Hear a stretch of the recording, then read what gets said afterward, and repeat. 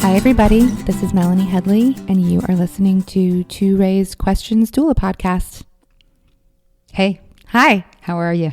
I'm sitting here with Thérèse Hakoun, the executive director of ToLabor, which is an international doula training and certifying organization. How are you, Thérèse? I'm good. I'm looking at you, Melanie. Besides the fact that you're just beautiful always, you're just Please. Oh, shut up. Everybody who's ever seen Melanie's picture knows what I'm talking about. But you're also incredibly tan, and I am so white because I don't get out in the... But I know what you're doing. Your kids are out of school now. Yes, so we live at the pool. Yeah, and when my kids were growing up, if I hadn't had a swimming pool in our neighborhood, I don't know if I would have all those children still. I know. Because it's the best. Oh, man. And we were poor, and to get enough money together to have the membership was like, I don't care what it takes. We are doing it. And the kids loved it. Oh, my gosh. And now I am in the phase of my youngest is 6 and my oldest is 12, so everyone can swim. Yeah. And I can... I mean, they're like, Mom, are you ever going to get in the pool? I'm like, no. I'm just going to stay right here and lay out and write emails. And yes, I'll watch your a million cannonballs that you yell at me to watch, but I'm just going to be right here. I got to get really hot to get in. Isn't it nice when they are? Yeah. I mean, you always have to be watching your kids, but that zone of not having to watch consistently once they reach a certain age. You know, I just did a lactation appointment with a woman who's so sweet, and her baby is like 5 weeks old, and she was saying, you know, I'm still nursing every hour and a half to 2 hours, and you know, when in between nursing he wants to be on me, and you know, I'm just tired. And then later in the conversation she said, now how old are your kids? And I said, well, 6, 8, 11 and 12. And she said, oh, that sounds exhausting. And I said, No. What you're doing right now is exhausting. I know, isn't it funny? Because, but on the other hand, I will say, having gone through what you are going through, it is exhausting just on a different level when your kids are older, because that's the myth, not to burst anybody's bubbles out there, but we think that when they get older, it will be easier. And in obvious ways, it does. I mean, if they can wipe their own behinds, tie their own shoes. Through the night. Yeah. And they can, you know, make a peanut butter and jelly sandwich for themselves, or a bowl of cereal or something like that. And they can buckle themselves. And these are all the things that I think of. And you don't live with like breast milk all over you anymore, poop or spit up. That gets easier. But the you can wear like high-necked shirts. You don't have to always think about, how do I get a boob out of this? Oh my God. 15 straight years, you know, I was pregnant, breastfeeding, or both. And so when I finally, 15 years later, was able to wear a dress, like a dress, that blew me away, that I could... That you would have had to get naked for to nurse in. I mean, everything I wore either had to be pulled up or unbuttoned. And so I never had... or I was, I weaned my kids when they were about, when I was about 7 months pregnant. I would finish. I wasn't a tandem nurser. And so then I would have the opportunity to wear regular clothes, but I was pregnant. So and by that point I was maternity. It was maternity stuff. So this actually segues really well. I was thinking the exact same thing, coincidentally, about our wonderful sponsor. I hope that you guys have had a chance to check out Latched Mama, latchedmama.com. Yes. Really, really, really beautiful nursing clothes. And if I had those clothes back then, it would have made such a difference. I could have worn dresses that nobody would have realized was a breastfeeding. That you could pop a boob out in. And shirts and hoodies and other designs that also, I believe they're working on new designs. I mean, and you know, people will say, you can wear anything and nurse in, and certainly you can. But these are so comfortable and made made specifically for you to breastfeed in, and not though feel like it's a breastfeeding outfit. And they breathe so well. Like I used to have to wear I had a tank top, one of these tank tops in every color that was like super stretchy, would go over my big belly if I were still pregnant. and I have to wear that and then wear another shirt on top of it. So I pull the shirt up on top and then pull the boob out and keep that tank top next to me. And I was so hot, especially in the summer. And so this stuff breathes really well. You can wear it in the summer and not feel hot. I know. Yeah. So please check out latchedmama.com. They also have a wonderful Facebook page. They have a great blog. They are involved in many things, including starting a magazine soon. Yeah, I'm excited for that. Yes. And Melissa, who started this company, is a breastfeeding mother, and we know her. It's a homegrown business that has boomed into a wonderful, very socially conscious business. So we so appreciate their support, her support in sponsoring this podcast along with To Labor. Absolutely. So what are we going to talk about today? Well, I think we have some questions to catch up on. We always have so many questions, so we're just going to pick a few for today and get to others at another time. So just so you know that if you don't hear a question answered that you sent in, we will be getting to it, we hope, sometime, but you can always send us another email to ToRAISEQuestions@gmail.com and remind us or give us new questions, because so often they are the questions that everybody wants to have answers to as well. So we love to hear from that. And one other, just putting it out there, if you have a case study, is what we call them, that you'd like us to talk to you either on the phone, or if you're local enough, you can come into the studio about a birth that you attended or a situation that you're approaching and want to discuss it with Melanie and I, please send us an email. We would love that. Yeah, and we know our listeners really like the case studies as well. So again, ToRAISEQuestions@gmail.com. Send it to us and we will get in touch with you to set up a time to talk. Perfect. So we will be hearing from you all today, and we'll be trying to answer those questions that you sent in. So stay tuned. We'll be right back.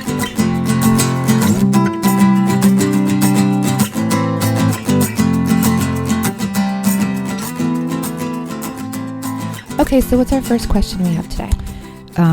We have one from a woman in North Carolina, so Lori Baber, who is going to be working in a hospital volunteer program. And from what I could understand, and I'm not sure it's important either which way, but maybe, yeah, that she probably isn't meeting the people prior to going into labor with them. Okay. And so her question basically was, I was wondering if you could give me some tips for supporting labors with interventions. She's been a doula for a little while. She's adept at helping women who have where their goal is no interventions. Right. And they don't end up with the intervention. So, there's the mobility issue is one of the things she brings up. Mm-hmm. And so, what happens if the woman is numb from the waist down and can't try positions change? And she's assuming she's going to see more interventions in the hospital because of also no prior relationship with these women. So I just thought that's something that we may, we've touched upon in different topics in different podcasts, but not really just concentrated on that. And, it's a really important question, because even the women who are looking for the low intervention birth, the no intervention birth, we've talked about this so many times, it can end up with interventions. And so everybody should be prepared. Well, just because they get an epidural doesn't mean that your support is done. Exactly. Your job is done. Well, I think what I first relate to when hearing that question is I've worked with moms who have called and said, I would love to hire a doula. I know I want an epidural. Right. And so, And which I just want to say, what is your response when people, or ask, not say, what is your response when somebody, because this is also, I'm now taking this a little aside. People will say, why would a woman want a doula if she knows she wants an epidural? Well, this is her birth. So it's not up to me to decide what kind of birth she wants. And if she knows going into it that she wants an epidural, and I'll ask her why. Why do you want an epidural? Mm-hmm. What is your goal here? And they've got different answers. Right. And I will respect those answers. Right. I won't push them. So you are not going to turn them down. Right. And you're not going to try and make it necessarily, your goal isn't, well, I can get her to change. Absolutely. But there's always that possibility with your support. Well, she may change. One comes to mind specifically that knew she wanted an epidural, but she also knew, and I was very impressed with her research and her preparation for this birth. She knew she wanted an epidural, but she wanted it in active labor. And she wanted to be working hard when she came into the hospital. Mm-hmm. Still have enough time to get her epidural before having her baby, but she wanted it. And so I knew that, and I had encouraged her along the way. We had our two prenatal appointments where we really talked about the stages and phases of labor and, how her risks for more interventions went up the earlier the epidural was given. And so from all of that, she was really able to decide, okay, I want to labor at home, but I want to go in when I'm in active labor, and I want to have the time to get my epidural. So I knew that if she ended up having had a natural birth and not having had the time to get it in, the epidural, then she wouldn't have had the birth experience that she wanted. Right.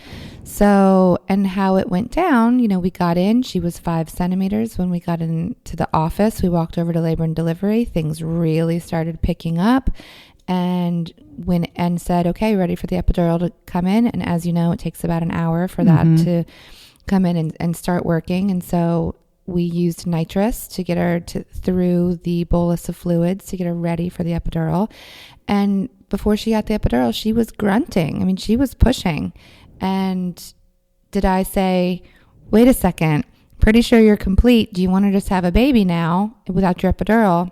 No, I did not, because I knew that would have really scared her. Mm-hmm. And so she got her epidural, and she was so happy, and she was able to regain some control and really be present for the birth of her baby, which was an hour and a half, 2 hours later.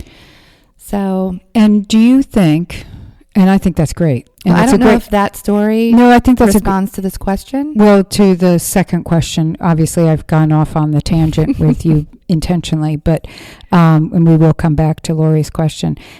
Do you think, because I can hear some people listening thinking, well, aren't we supposed to give our clients options at that, tell them what is happening and here are your options and choices at that moment? Do you think it would have been completely inappropriate? It sounds to me like obviously you made the decision, you knew what the decision should be, and she was happy. You feel, that had you said, I know this is what you want, totally support it, but just want you to know you're really close to having the baby. Would you like to not have the epidural? Well, I think that I did say, I did not say that, but I think I did say you always have the option of getting checked again before we get the epidural placed to see where you are. And she chose, no, I want one with epidural. And then we talked a lot about it in our postpartum visit. And I said, pretty sure you were complete when you got that epidural. Are you okay with all of that? Are you happy with the way, I always preface that getting into that part of the conversation with, how do you feel about how everything went? How do you feel about how your birth went? And she was just so proud of herself because it really went the way that she wanted it to So go. what I hear are two things in that. One is really know who your client is. And you did. She had communicated with you. You had listened to her. You honored her wishes, not went to your agenda. And two, you can offer the option, but how you offer the option is really important based on your client. That you gave her the option, maybe you could get checked again to see where you're at, and she chose not to. Somebody else might have said, you could have the option not to, you could possibly push this baby out without the epidural. Do you want to try that? And she could have said yes or no. So it is that know who your client is. I've actually had that happen to another client whose goal was no epidural. Mm-hmm. And when we got in, I think she was 6 to 7 and things started moving quickly. She decided she wanted the epidural, and we went through, my thing is let's do 3 things first. So there are no regrets. Let's do, 5 contractions here and 5 contractions this way and 5 contractions this way. And she did all those things and she was like, nope, I want the epidural. So again, it takes a while. So we started to do the nitrous, and then before anesthesia was even ready, she started pushing involuntarily. And for her, because I knew that her original goal was no epidural, I said, it sounds like you're pushing. Would you like to get checked to see if maybe we can just have a baby? Mm-hmm. And she said, oh my gosh, you think I'm ready? And I said, well, let's just see. And so we grabbed a midwife on the floor, and she wasn't even a midwife patient. There was no doctor on the floor at that moment. So we pulled the midwife in the hall, checked her, and she had a baby.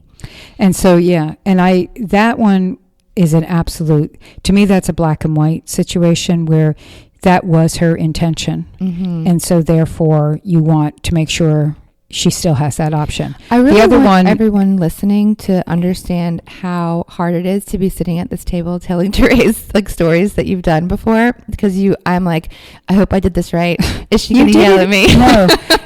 God, I'm so sorry. I'm not terrible. Well, it's terrible that I have that reputation in your brain. No, I'm just, this is part of the conversation. This is what we do. Because I think what you did was great. I mean, good. Phew.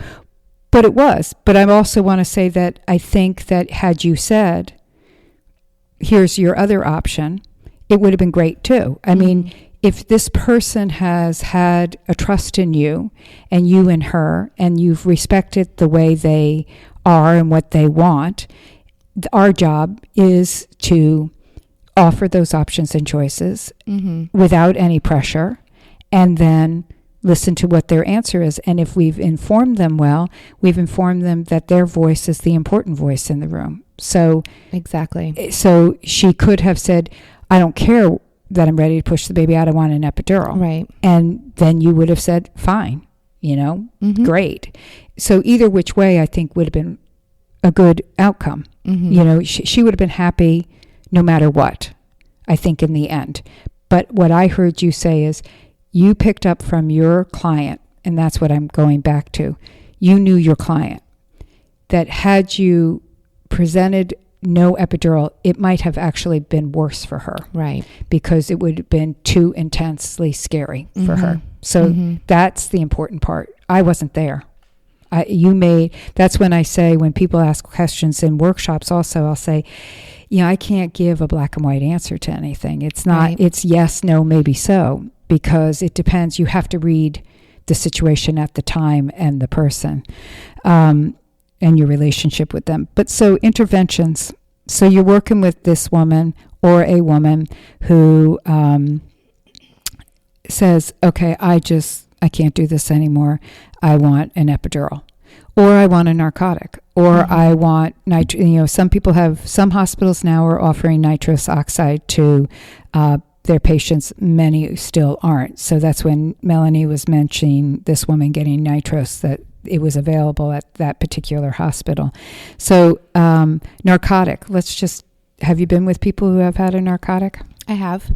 And my experience, which honestly has been really limited, I mean, I don't have experience with a lot of people, at least when they're in labor, under the influence of narcotics.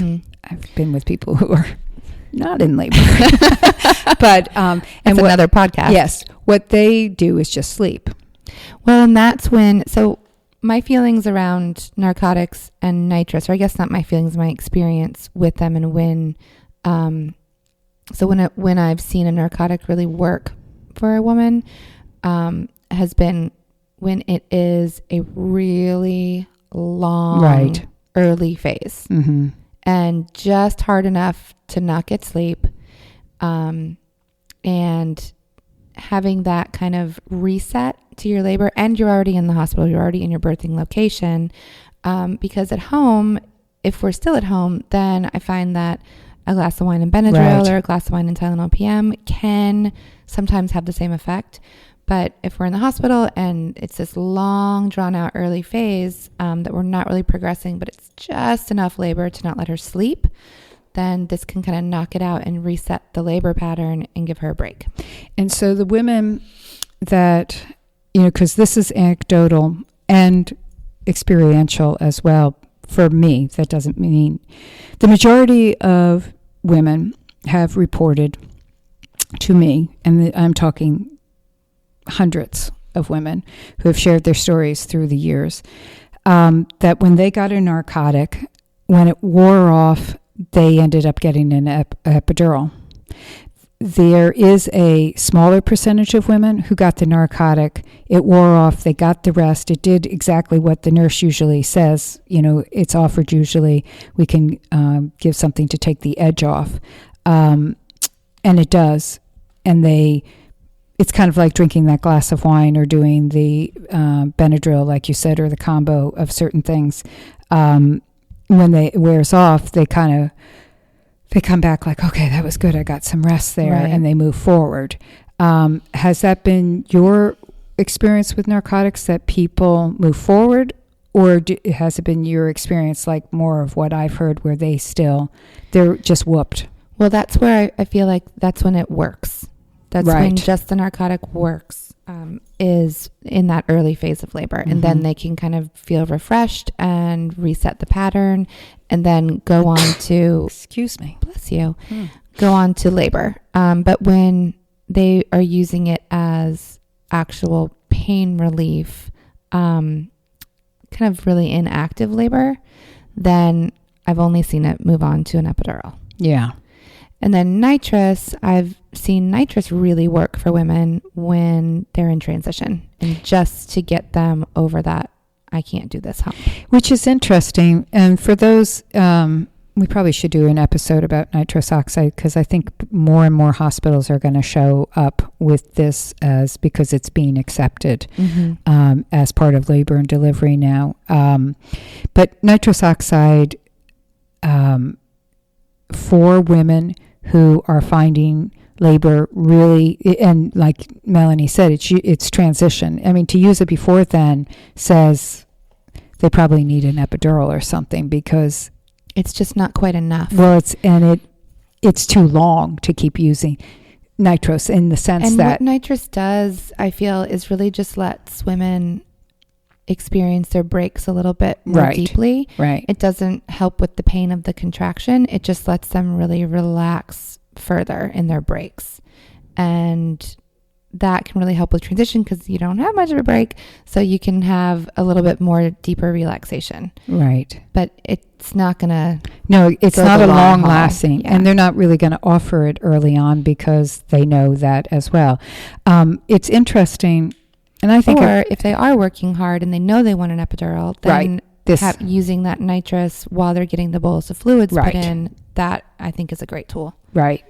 Which is, I shouldn't talk about it now. That'd be typically, oh, what a surprise. I would go off on a tangent on something else. The woman you were with so she got the nitrous just as she was waiting for the epidural. Do you think, and this is not questioning your choices or hers at this point, but do you think the nitrous would have been enough to help her through the rest of the labor had she just stayed with that and not gotten the epidural? Well, she got the epidural and then she started pushing. Yeah. So she was in transition when she got it. So she was complete when she got her epidural. So she could have done the rest of it with the nitrous or nothing. Possibly.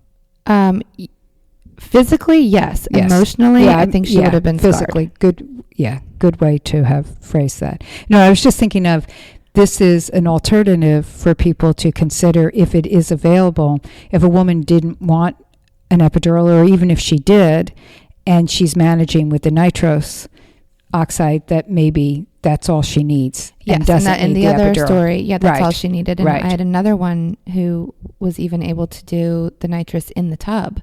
And so we used the tub and nitrous to get her through transition, and then she got out and had a baby. And pushing is not done with nitrous, is it?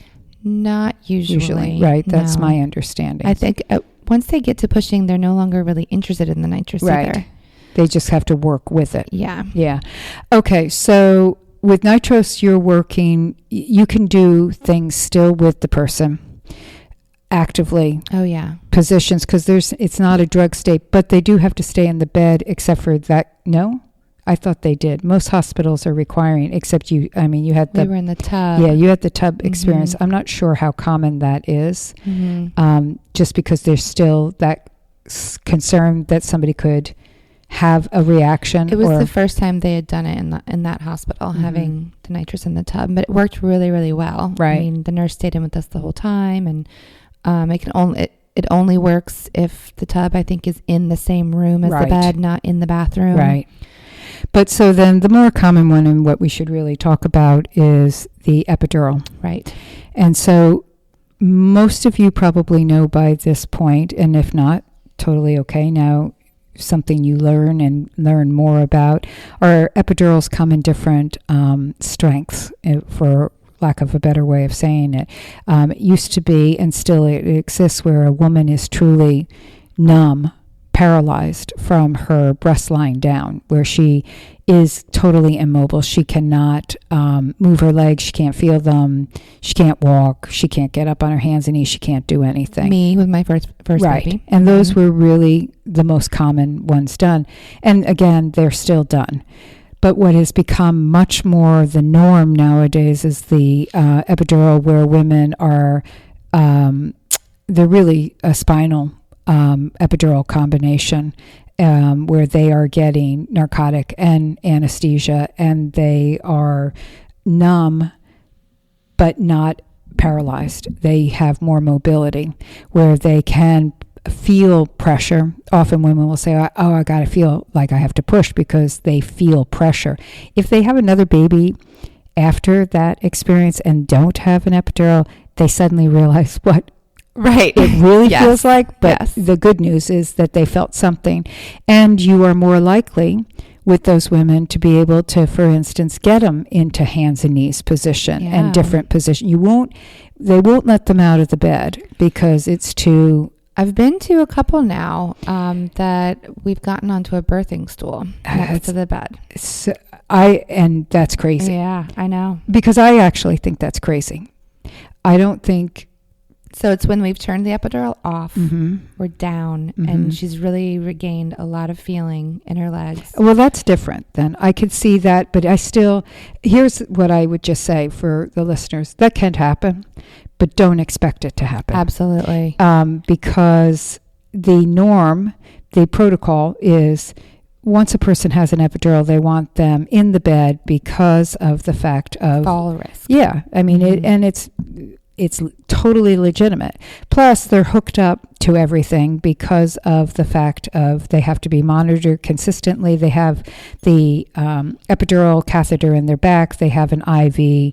There is a lot more strings and bells and whistles that are happening. Yeah. So, but we don't let that stop someone from having mobility in the bed. If they can move, you help them move. So what have you seen, Melanie? Well, the peanut ball is a really great tool to use for an epidural in the bed. And you can help get her on her side. And most hospitals have them. Yeah. And I know some doulas, right, if they don't, they bring their own.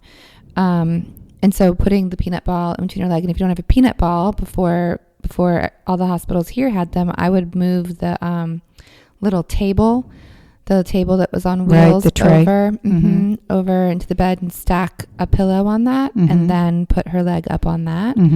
Gotta get creative in there sometimes. Or stacking pillows, whatever it takes. Or put the partner in the bed with her, if they can both fit in the bed, and have her spoon her partner. So she's the big spoon, partner's the little spoon, and then have mama put her bottom leg straight and top leg way over partner's hips. And you can even put a pillow over partner's hips just to really create that space to get that pelvis nice and open. And the point of doing this is to get that pelvis nice and open. Yes. And encourage baby to come down. Right. And possibly rotation if that needs to occur, so that, and you'll see, depending, again, everybody lives in different places with different things happening. Richmond we used to say, whatever's happening in the country 10 years from now, we'll have it. Right. Fortunately, we've taken a giant leap forward with so many things. So you may still be in the places where it's 10 years behind, right, or 5 years behind. So you might have to get creative. Exactly. But what you will see is that more nurses understand also with epidurals that a peanut ball or that opening of the leg is a really important tool, and then shifting them to the other side to create the space on the other side. You can do side lying release with an epidural, which is, a great one. It's a really good one for helping get the pelvic in alignment, because really what it is a chiropractic adjustment that you're giving. And that can be done in the bed with an epidural. And again, this is switching both sides. And you can look, you can just Google, that position is on spinningbabies.com. Yes, exactly. It's called the side lying pelvic release. Or you could just Google that, or just side lying labor position and come up with pictures. So sometimes even when I'm just doing early labor stuff on the phone with the client, I've showed them this position in our prenatals, but then I will say, why don't we do the side lying pelvic release for 3 contractions on each side? And then I'll quickly text them that picture just to remind them of what it looks like. And it's really important. It really has to be done correctly, the alignment of the body, to really be as beneficial as you want it to be. So the person really has to be lying really straight on their side with their hips stacked, not falling forward, not falling backwards, and the leg draping off of the bed on its own, letting it drop down. Right. Yep. And so it's important to show your clients that position in your prenatals so that they know what you're talking about. You're not just bringing it up for the first time in labor. Right. And then, if they have some mobility, you can get them on hands and knees. Yeah. You can get them in the polar bear, the chest knee position with their legs open wide. I've also seen Trendelenburg work. Right. Both of these things, what I would say, and especially the Trendelenburg one, but even the polar bear, you want to make sure with the nurse that it is okay to do it, just because anesthesia can run up. I've been with a woman who was in the Trendelenburg position, and she had a really numbing epidural where she could not get up into a chest knee position, and so she the alternative is to drop the head and get it's more like the pelvic tilt. But what happened is when she got into that position, the epidural went up and she felt like she couldn't breathe. And we had immediately to stop that position. So there is a slight risk that you don't want to just do it haphazardly. With the polar bear, that's rarely going to happen, but you just want to check in with the nurse, like, oh, we're going to do this. Exactly. I think, especially with Trendelenburg, I think you've got to check in and say, is it okay if we try? What else was I going to say? Oh gosh, keep talking. I thought of something squatting else. Is also a possibility with these women. You can use the help. They may need real help to get up into that supported squat. But if you have a squatting bar, then they have something to hold on to. If not, it's you and the partner with your shoulders as they have their arms draped around your shoulders, standing by the side of the bed, and you're helping them up. You can use the cloth. People have the rebozo and help them, pull on that. And that squat bar is great because then you can put their feet up against that. And so the bed also drops down in 3 different directions. Right. And so like creating a throne type seating arrangement. So put mom really up nice and high, and then put that like not even 45 degrees reclined, like maybe 25 degrees reclined, and then squat bar, put feet against the squat bar, and then using the rebozo. And so you've got like tug of war going on, leverage with the feet with the squat bar. She's upright, you're using gravity. And all of that can be done with someone who doesn't have much feeling. And what's also important always in this, always, and we've talked about this before, is that a person who has an epidural who can't do anything but sleep or rest during that time, that's what we want them to do, is sleep and rest during that time. Yes. And also, they are still emotional. You're addressing the emotional well-being. You know, maybe it's not doing a bunch of positions. Maybe it's just letting this happen and being totally present for them and not thinking, okay, we got to do this now. See what the labor calls for. And so many of our clients end up with epidurals because they really do need just to rest. Absolutely. And that's what then I always say, they'll get the epidural and suddenly they'll be chatty. Because they just want to talk. Oh my God, it feels so good. Oh my God, I can't believe it. And, you know, because now they're in normal life. Right. And I let them have that chat time. And then I say, okay, that's great. And I start talking quiet and I turn down the lights and I say, okay, we're all going to rest now. Make up a bed for the partner. Yeah. And you make everybody rest, including yourself if it's, you know, then you haven't slept also. Yeah. And don't leave. Just stay right there in the room and rest yourself. And then eventually you get, if you can, these things moving. But it doesn't have to be like, boom, epidural, let's do this now. It may be that's what happens, but maybe it's a resting time. And one other thing I want to say is be very aware of how when you touch them on the numb part of their body. I have numbness forever as a result of surgery. And when somebody, including myself, touches that part of my body, it drives me crazy. It's such a terrible, creepy feeling because I can feel there's pressure there, but like if somebody is rubbing it or I have an itch and I want to scratch, I can't scratch it because it makes me want to scream. It's such a weird feeling. Well, epidurals can be the same way for a person. They have sensation, but they don't have, it's numbing. And so when you go to touch them, say, how does this feel? You okay with this? Don't assume that you can keep rubbing their leg in the way you were their feet because it may just, they may not feel it or it may just creep them out. That's a great tip. Yeah, and just want to put that out there. So other ideas, anything else? I think it's important, even though they are now getting fluids, to continue to offer them. Just what came to my mind. To offer hydration. Drinks. Yeah, drinks. And then at this point, now let's do something with some calories probably and some electrolytes. And you'll get a little pushback sometimes on that, you know. Be aware of that. So again, with eating and drinking, it's not that we want people to break the rules, but you know, it's safe.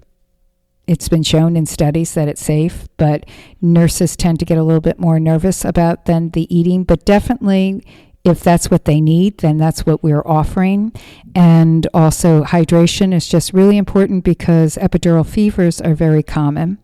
And part of that is the energy that is still being exerted to have a baby is not being registered in the brain in the same way, and they don't sweat to cool their body down.